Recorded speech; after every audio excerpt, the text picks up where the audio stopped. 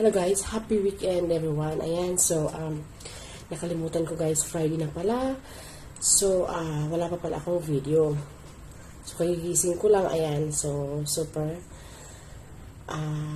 kape muna tayo. For today's video, i-share ko sa inyo yung part 2 ng ating bakit may mga runaway. So mega love shout out Team Romance Diary, Team Indonesian. Mega love shout out at sa inyong lahat. Ayan. Tingnan nyo, may background ako kasi paalis kami ni CB. May baon kaming wine. Kasi sa pupuntahan namin, sobrang mahal ang wine. Kaya si CB nag-decide siyang bumili dito kagabi. Ayan. So, alam nyo dito sa Romania, yung ating mga kababayan ang reason. Bakit mayroon tayong mga runaway? So, ito ang part 2. Ayan, share ko sa inyo. Yung una sa ating part 2 ay dahil nga may mga kababayan tayong walang mga tiyaga. Ibig sabihin, kahit kararating na nila dito sa Romania, kahit hindi pa nga naka 1 year, gusto na agad mag-boom, mag-fly away, mag-explode na. Ayan. So, may ang pangalawa naman ay gusto nila ng freedom. Nasusulsulan ng mga kaibigan, ng mga matatagal na dito, yung pumupunta sa club every weekend, yung pumupunta sa kung saan-saan, kahit alam nilang may trabaho sila. So, gusto din nilang magkaroon ng freedom. Ayan.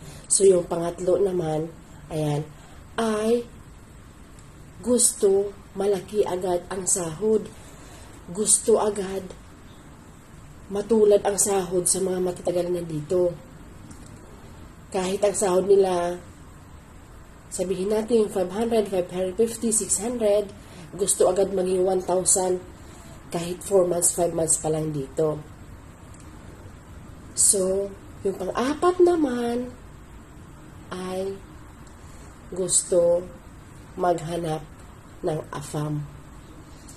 So, kahit bago pa lang, ayan, gusto na, nasa labas, naghahanap na ng AFAM, marami na makachat, so, nawawalan ng focus sa trabaho.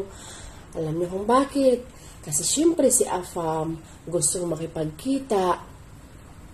So, ito naman, si Katulong, si Nani, dahil nga, bago pa lamang, syempre hindi pa masyadong makalabas, ayan, so, decide magra-run away na lang ako para mapuntahan ko si AFAM. Hindi niya alam, pagkatapos gamitin ni AFAM ay iniiwan. Diba? So, yan po ang mga rason kung bakit tayo may mga runaway.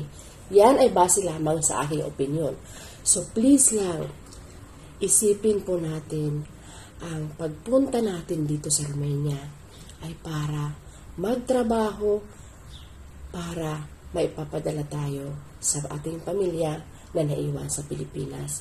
Hindi ay kung ano-ano pa man. Maghintay po tayo sa panahon na ito ay para na sa atin. Matuto po tayong magtiyaga. Kasi ang iba dyan, wala na pong tiyaga. Gusto na agad mag-explode sa kanilang mga talent. Ayan.